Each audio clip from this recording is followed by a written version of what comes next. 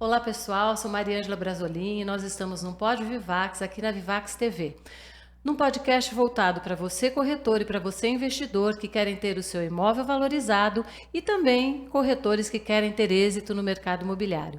No episódio de hoje eu recebo dois grandes amigos, Fábio Zanella e Bruna Zanella, pai e filha, que vão contar a história de um italiano que acreditou no Brasil, o senhor Cintero Zanella. Eu espero que eu tenha falado correto, tá? Logo, logo eu vou saber se eu pronunciei certo. Mas, assim, é uma história de um italiano que acreditou no Brasil, visionário, próspero, grande investidor do mercado imobiliário. E tem muitas coisas interessantes que a gente vai ouvir aqui. Fábio e Bruna, muito obrigada por vocês estarem aqui. Eu, assim, de verdade, eu tô até emocionada de receber vocês dois, porque essa história de legado de famílias italianas, por descendência, eu também sou descendente, assim, me emociona, porque daí eu me lembro do meu nono, da minha nona, e a história do avô da Bruna, do seu pai, eu já sei, já conheço, é uma história assim que me agrada muito. Então a gente vai contar para o pessoal, porque eu acho que todo mundo vai gostar muito. Obrigada pelo convite. E nós que agradecemos o convite e estar aqui com você, Mari. Sempre um prazer te rever, é sempre um prazer nos encontrarmos. Muito obrigada. Então vamos começar pelo início, né?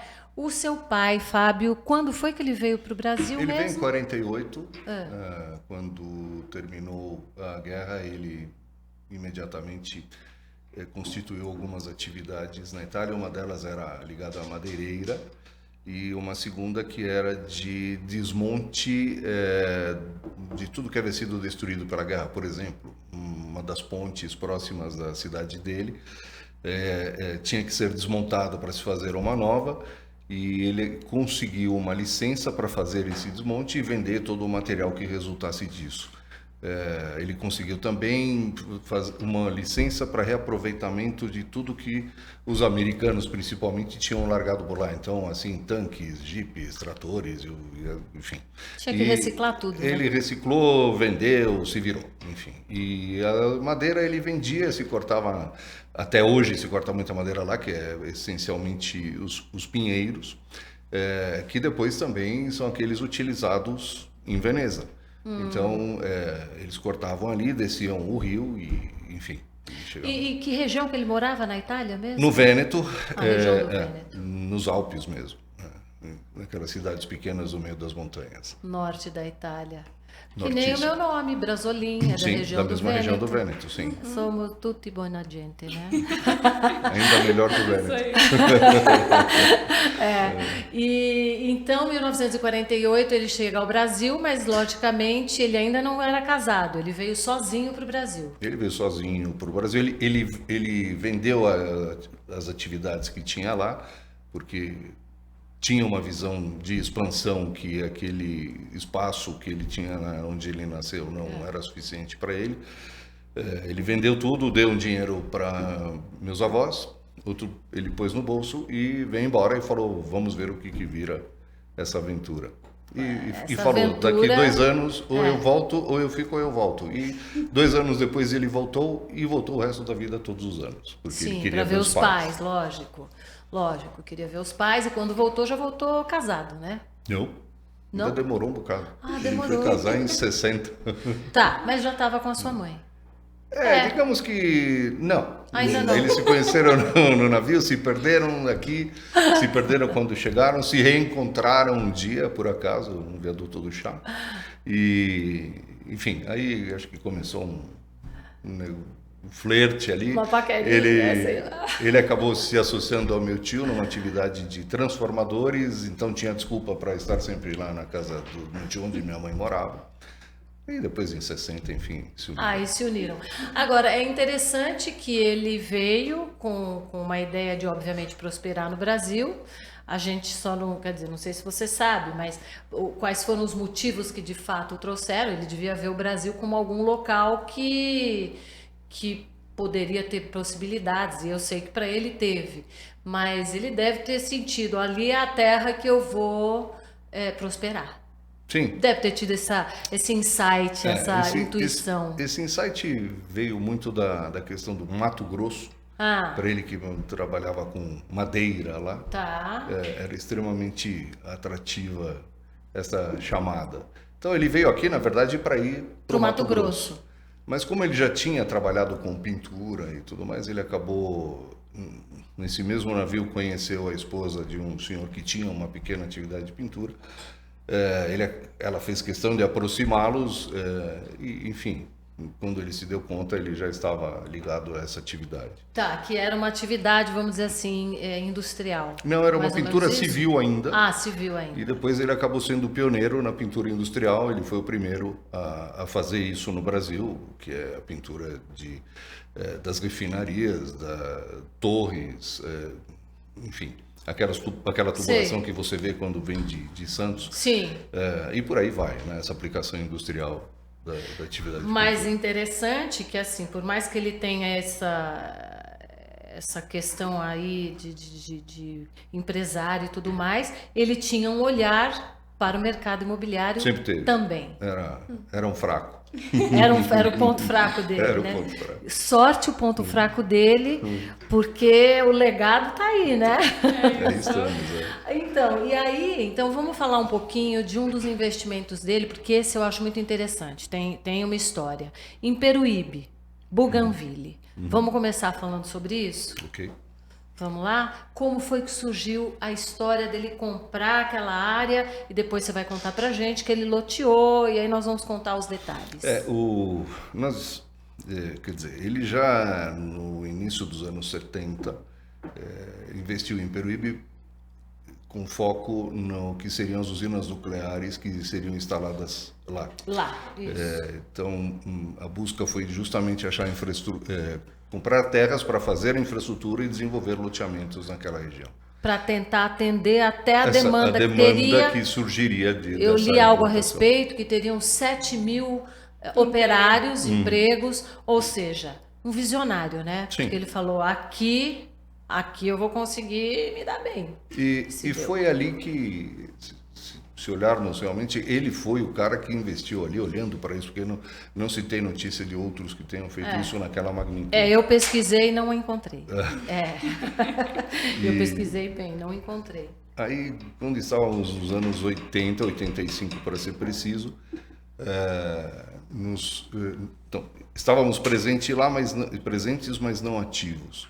Em 85, então, os corretores conhecidos tiveram nas mãos esta área e nos ofereceram.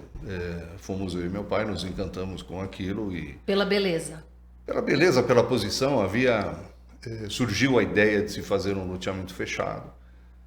Coincidentemente, pouco antes daquilo, eu havia participado de uma palestra do Gilberto Valente, que era o Papa dos Registros Públicos, e do Toshio Mukai, que era o presidente do CERLA, que é o Serviço de Regularização de Loteamentos do Estado de São Paulo, portanto, uma sumidade no assunto. E eles debateram bastante a questão do que era condomínio e do que era loteamento. Naquele momento, não se poderia fazer um condomínio sem a obrigação da construção, que é a Lei 4.591. Então teria que ser pela 6766, que é a legislação de loteamentos, e aí sim com uma lei municipal para o fechamento. Então, uma vez que essa lei foi alinhavada, vamos chamar assim, eu levei para o Toshio Mukai para que ele olhasse se isso tinha toda a legalidade necessária. Ele fez as correções e, enfim, demos o início a esse trabalho todo. Então vocês foram pioneiros lá, basicamente. Sim. Havia loteamentos bons, inclusive, mas como loteamento fechado, o nosso foi pioneiro. E assim, eu diria que com muito foco em cima do aspecto da legislação, a gente foi a fundo para fazer a coisa bem feita e, enfim, aquele zelo que me ensinaram a ter. e que ele tinha. Coisas de DNA, né? É o lema familiar. Não é, Bruna? É isso. E você pode me aguardar que tem perguntinha para você também, tá? Ela não vai ficar... É importante que ela fale. Lógico. Ela é mais, inclusive, mais solta. Não, mas a Bruna vai falar. É que assim, tem um aspecto da história que você esteve mais presente.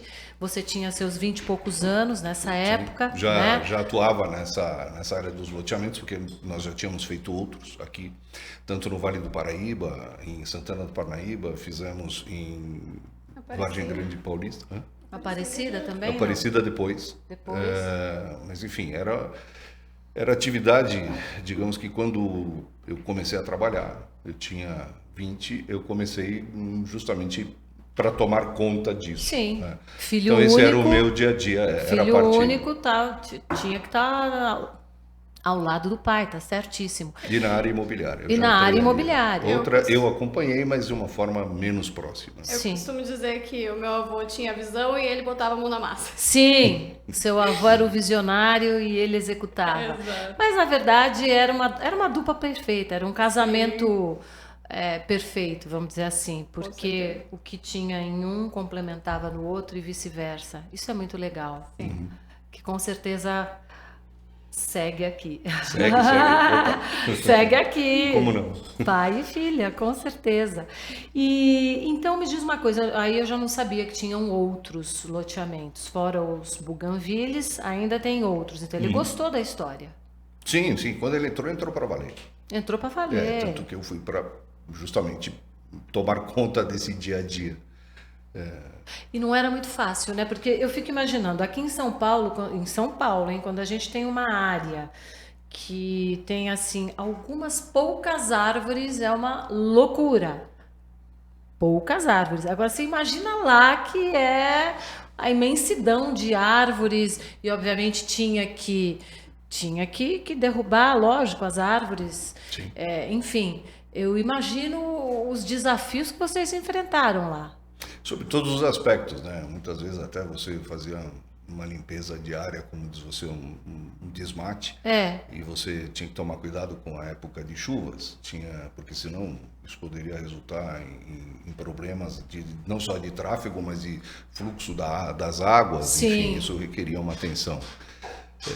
Enfim, o lotear é uma atividade fantástica porque você se torna um urbanista. Sim. E é muito bacana, né? Você depois poder olhar para Você é um criador, né? Você é um criador. Não é? E você olhar para um bairro que você criou depois de alguns anos, quando ele está formado, é fantástico. Então, é um prazer realmente poder olhar para isso tudo, né? Bruna sabe disso. Vira e mexe, quando eu abro um mapa, principalmente uma planta do Vale do Paraíba, eu consigo mostrar onde a gente atuou. É muito satisfatório. Sim, é satisfatório. Você falou tudo. É satisfatório, porque é você pegar uma pedra bruta e lapidar, né? É basicamente isso, não é? Sim. Agora, que interessante. Vocês esperavam o sucesso que o Bougainville fez?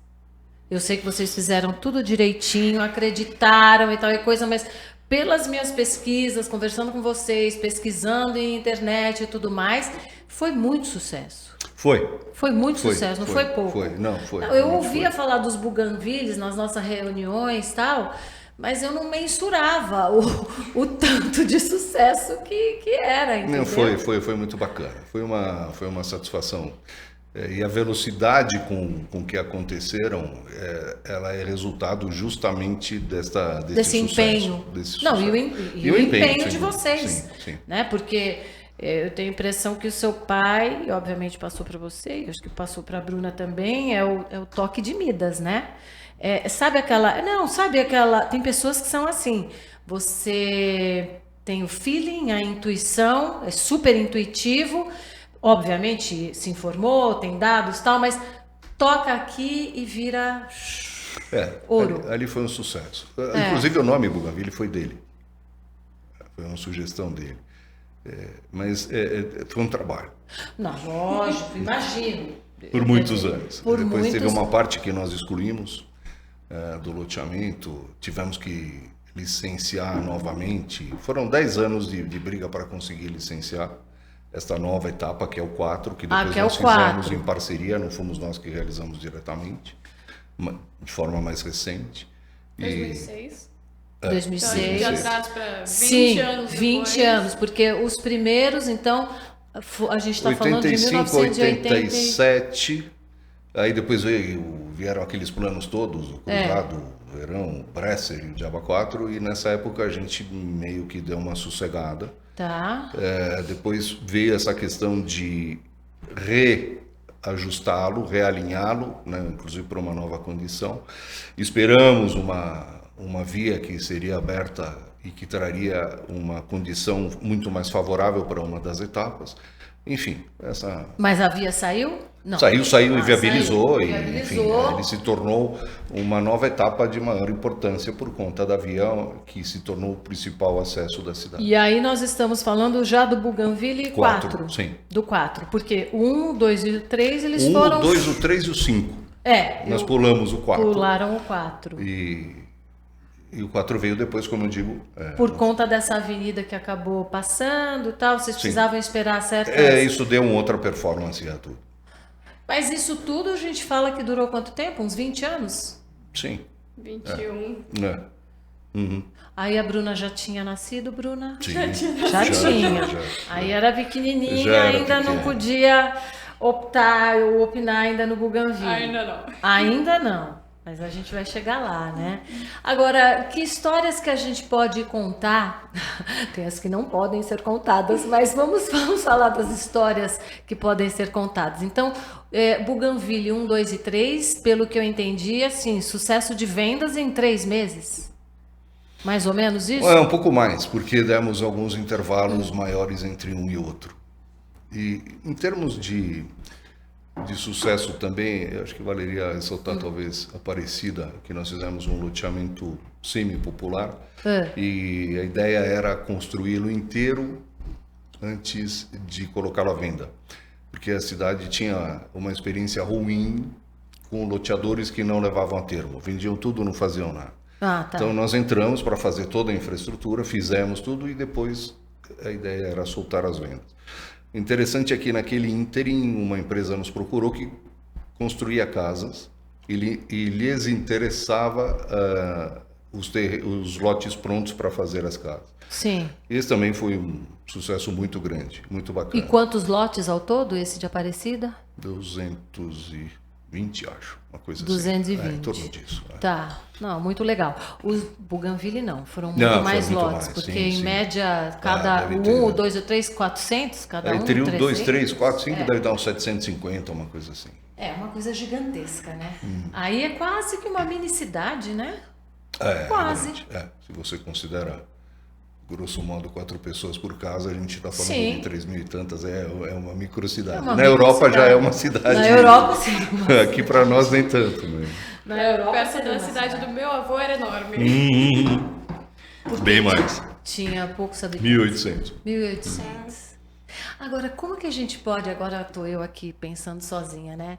Uma cidade, alguém que vem de uma cidade pequenininha e assim tem vontade de ganhar o mundo, né? Isso é íntimo e pessoal de cada um, né? Não existe uma equação. Não.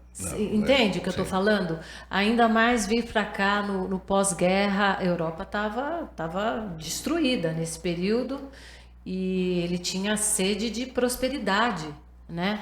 E o Brasil era um país, a gente sabe como o pessoal na Europa via o Brasil, eles não sabiam nem onde era a capital, pensavam que... Eu falo isso porque eu ouvia italianos comentarem, mas lá tem índio na rua? Gente, é horrível falar assim, me desculpa que eu tô falando, mas eu estou falando o que eu tô ouvindo.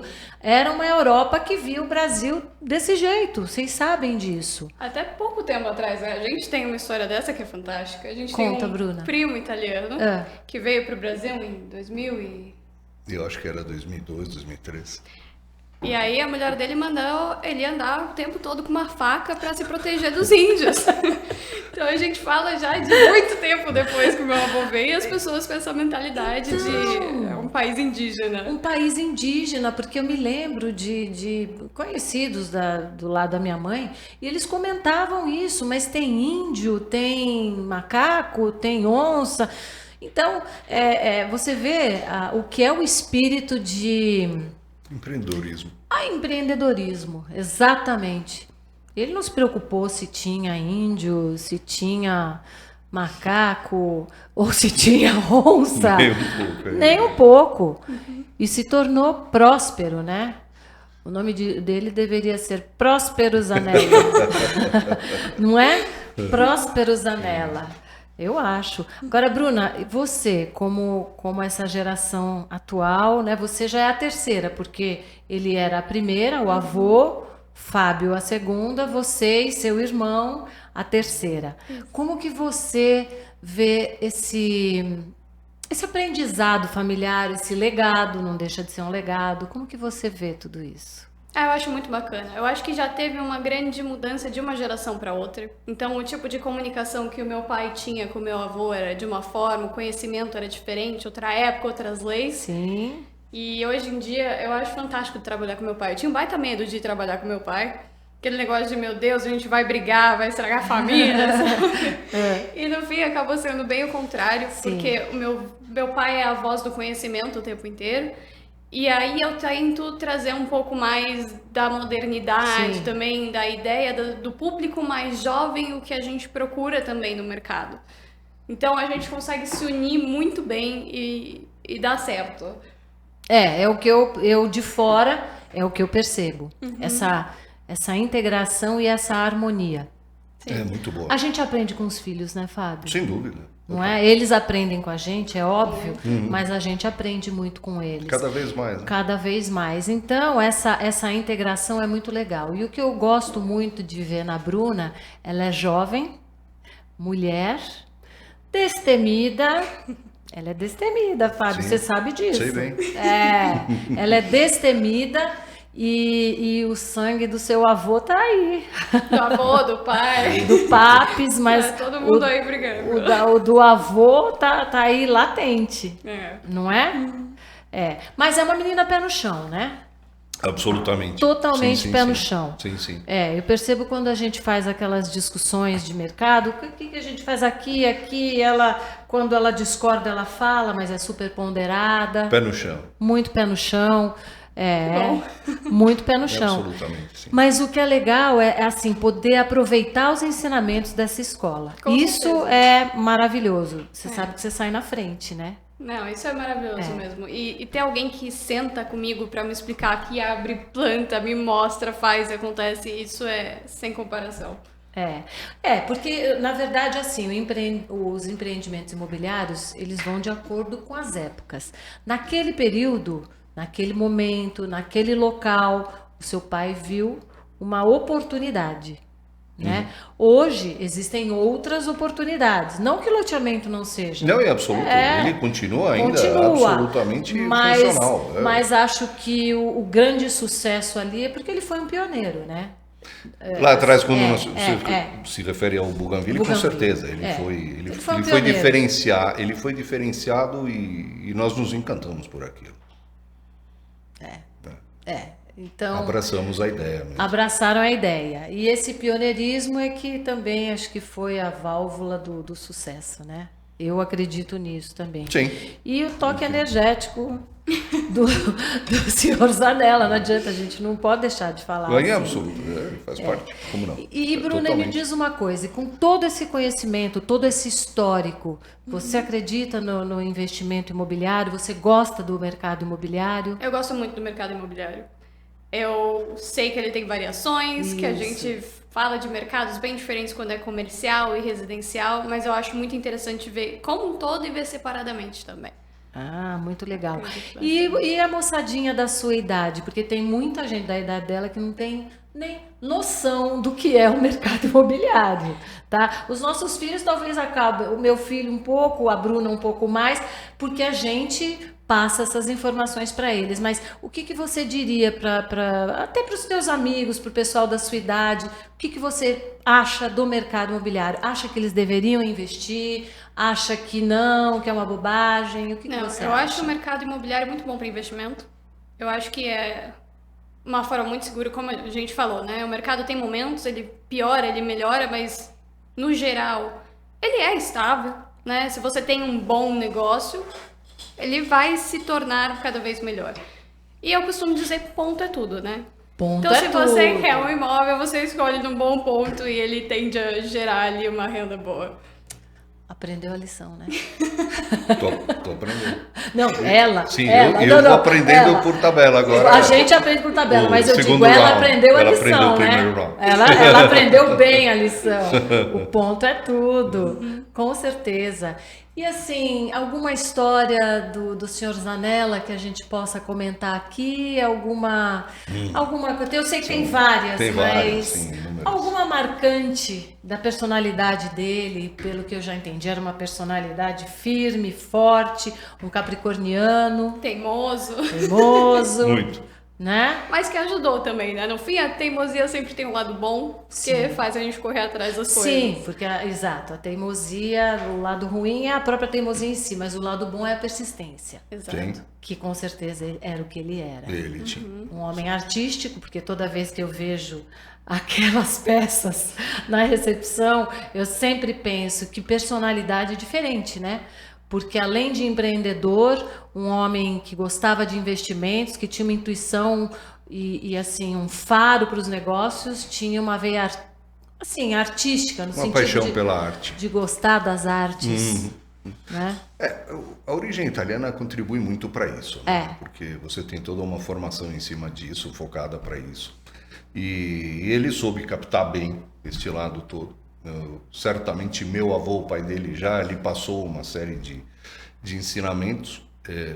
Aliás, meu pai era um apaixonado pelo pai. Né? Diz que ele Que tinha aprendido bonitinho. muita coisa com Ele meu era avô. filho único também? Não, tinha uma irmã. Tá. Ele trabalhou com o pai na cidade quando ele era novo, porque meu avô tinha duas atividades. Ele tinha uma loja no centro da cidade que vendia máquina de costura, sapato, aqueles sobretudos, Sei, enfim, acessórios, de tudo um essas pouco. coisas. E meu avô também fazia na Suíça ele fazia revelação de fotos, aquelas fotos familiares, aquelas ainda em preto e branco e tudo mais. Então ele com frequência tinha que ir até a Suíça e meu pai ficava tomando conta dessa loja. Enfim, quando não estava estudando, estava tomando conta da loja.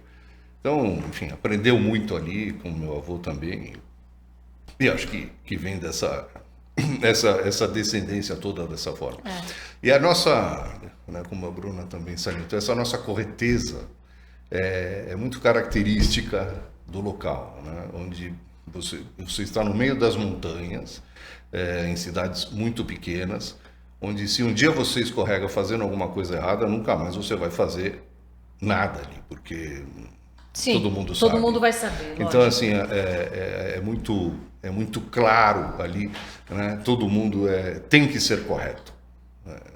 Não tem como Não fugir tem disso. outra forma. É a forma de ser. E se torna atávico, né? Vai se passando. E vai se passando. Tá aqui a Bruna e o Stefano, que também têm a mesma mentalidade. Eu sei. Então, olha, eu falei para vocês que passava rápido, né? Nós já estamos terminando e eu vou fazer uma última pergunta para cada um de vocês. Qual o maior ensinamento, Fábio, do seu pai, do senhor Zanella? Resumidamente. Além da correteza, É. eu diria que também é da nossa região. Quando você recebe alguma coisa, é o mínimo que você tem que passar para os teus filhos. Você não pode simplesmente receber alguma coisa e gastar e sair como um louco mundo afora. Não. O que você vai passar para eles, o que você recebeu é o mínimo que você vai ter que passar para eles. Acho que isso é um ensinamento extremamente importante. Um homem totalmente de família. Para mim é isso, porque assim, o pensamento dele era a família. Como eu te falo, isso é típico da nossa região. Sim, mesmo, né? Gente voz correta. corrente. Gente Pega correta. você também ali no Vêneto todo. Sim, por isso que nós temos afinidade. Com certeza. Nós somos da mesma tribo. Agora, Bruna, então qual foi o maior ensinamento? Eu sei que você conviveu um pouco menos. Quando ele partiu daqui, você tinha quantos anos? Eu tinha 14, na verdade. Tá, conviveu bastante com ele, de certa forma, mas dele para o seu pai, do seu pai para você, qual o maior ensinamento? nada cai do céu. Se você quer correr atrás. E, de novo, eu acho que faz até parte desse sempre deixe mais. Então, o pai tá correndo atrás, a gente vai correndo atrás, vai todo mundo correndo atrás junto e construindo algo sempre maior. Essa é a ideia, né? Essa é a ideia. E é isso exatamente que eu admiro em vocês. Agora, pegando esse gancho, é exatamente isso que eu admiro. Os valores não foram sobrepostos a dinheiro, a poder, nada disso. Os valores permanecem. Sim. Então, pessoal, pena que está chegando ao fim, mas eles não sabem, só que nós vamos marcar um novo encontro, porque tem mais histórias para contar, tá? Esse é um podcast que, na verdade, eu acabo me emocionando, porque eu também tenho raízes italianas, tenho histórias diferentes da deles, mas isso me lembra o meu nono, a minha nona, então, assim, também está aqui no meu sangue, tá? Então, até o próximo Pod Vivax, onde histórias de sucesso ganham vida. Muito obrigada, obrigado, Mari. Obrigado pelo vocês, convite mais viu? uma vez. Sempre Foi um prazer estar junto. Obrigada a vocês, viu? Beijos.